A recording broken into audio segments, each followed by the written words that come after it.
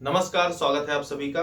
हम आज पढ़ने वाले हैं राजनीति विज्ञान में राजनीति सिद्धांत के तहत राज्य की उत्पत्ति के विभिन्न सिद्धांतों में से एक राज्य की उत्पत्ति का परिवार या रक्त संबंध, इसी को बोलते हैं रक्त संबंध का भी सिद्धांत। तो परिवार के माध्यम से या फिर रक्त संबंध के माध्यम से राज्य की उत्पत्ति का सिद्धांत। मूलतः यह सिद्धांत जो है समाजशास्त्रीय सिद्धांत है, लेकिन राजनीति विज्ञान के तहत भी हम इसका अध्ययन करते हैं। तो चलिए शुरू करते हैं। तो इस सिद्धांत के तहत ऐसा माना जाता है कि जो राज्य की उत्पत्ति हुई है वह किसके माध्यम से हुई है? परिवार के माध्यम से हुई है। किसके माध्यम से? परिवार के माध्यम से। देखिए, बोला जाता है कि पहले जो है एक शुरुआत में क्या था कि एक परिवार था, एक कुल था। ठीक है, एक कुल था, एक परिवार था अथवा कुल था। परिवार बोलेंगे तो ज्यादा उचित है। एक परिवार था और परिवार के बाद जो है परिवार में कुछ ही लोग थे। परिवार में कौन कौन होता है? समानता माता पिता और बच्चे। ठीक है, माता पिता और बच्चे। तो आप देखेंगे कि जो माता पिता होता है और माता पिता होते हैं, इनसे बच्चों का संबंध कैसा होता है? रक्त संबंध का सिद्धांत होता है। बच्चे या फिर भाई बहन जो भी हो गया, मतलब बच्चे होंगे, उन्हीं में आपस में भाई बहन का संबंध होगा। तो इस प्रकार से प्रारंभ में एक परिवार था।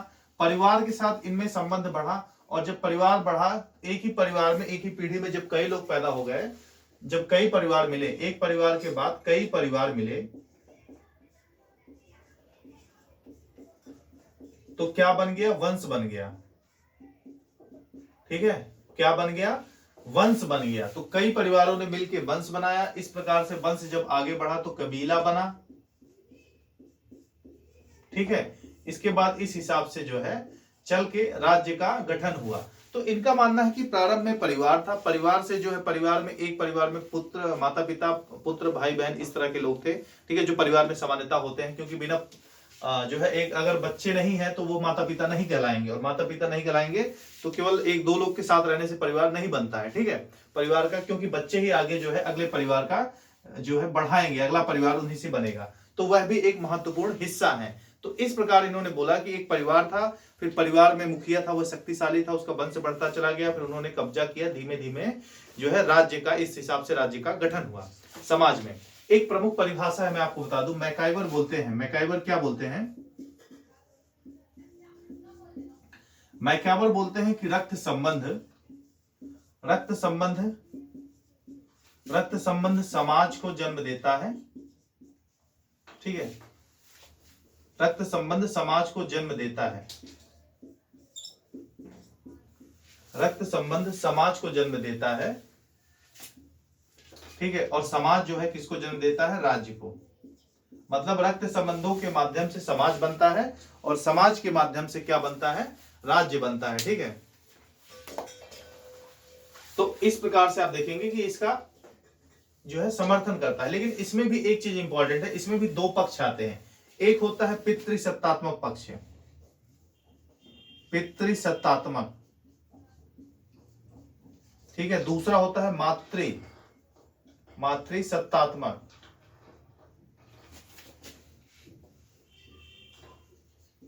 ठीक है, मातृसत्तात्मक, पितृसत्तात्मक, यानी कि इस जो पक्ष में है, इस पक्ष में थोड़ा सा विचार मेल नहीं खाता।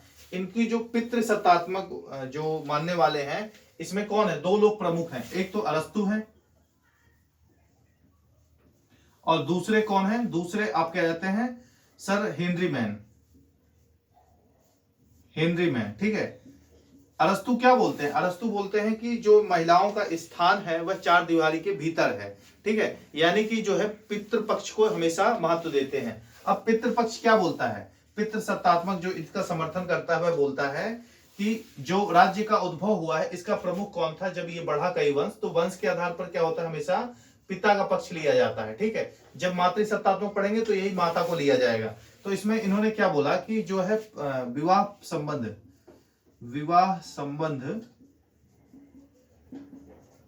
प्रचलित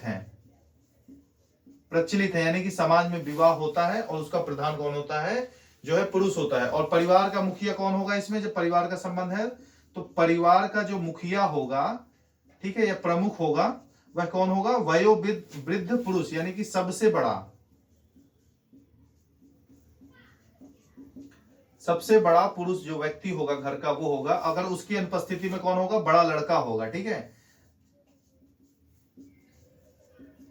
बड़ा लड़का उसका जो है, अगर पुरुष उस समय अनुपस्थित है तो उसकी अनुपस्थिति में कोई महिला उसका जो है किसी भी स्थिति में जो है उसका प्रमुख नहीं माना जाएगी, उसका जो बड़ा लड़का होगा वह प्रमुख माना जाएगा।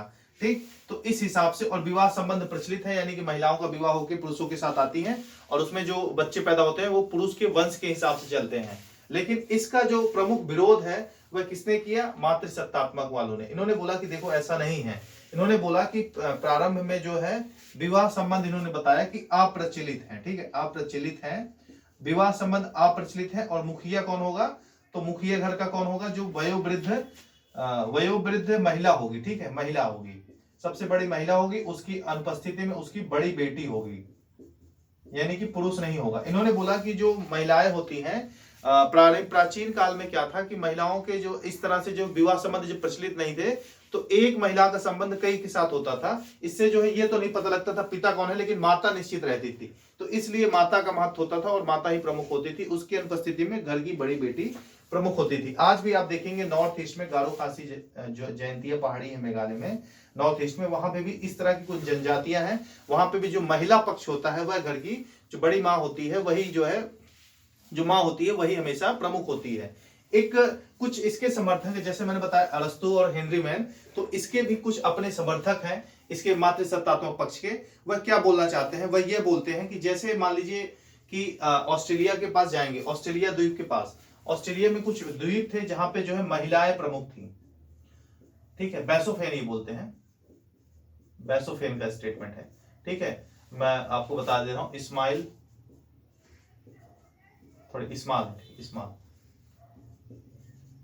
इस्माल और वार्ड, ठीक है, इनके समर्थक हैं। तो बैसोफेन क्या बोलते हैं कि ऑस्ट्रेलिया द्वीप के पास कुछ ऐसा द्वीप समूह था जहां पे आज के लगभग 10,000 साल पहले महिलाएं और पुरुष में कोई विभेद नहीं था।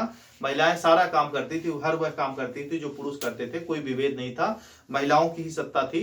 ठीक है, उनको प्रमुख माना जाता था। लेकिन हुआ क्या कि कुछ बलशाली पुरुषों ने उनके साथ युद्ध हो गया और उन्होंने अपना गुलाम बना लिया, और तब से ये परंपरा परिवर्तित हो गई। तो हमने बहुत इंपॉर्टेंट और समाजशास्त्रीय जो ये सिद्धांत है राज्य की उत्पत्ति का, ठीक है, राजनीति शास्त्र में इसमें प्रमुखता से इसका अध्ययन हम नहीं करते, तो ये कौन सा था, राज्य की उत्पत्ति का परिवार अथवा रक्त संबंध का सिद्धांत। इसके बाद हमारे दो सिद्धांत बच जाते हैं। कौन से सिद्धांत है वह, राज्य की उत्पत्ति का सामाजिक समझौते का सिद्धांत और ऐतिहासिक विकास का सिद्धांत। ये दोनों सिद्धांत राजनीति की दृष्टि से, राजनीति विज्ञान के दृष्टिकोण से अत्यंत महत्वपूर्ण है। इसका अध्ययन हम आगे की वीडियो में करेंगे और दोनों को एक साथ बताने का प्रयास करेंगे।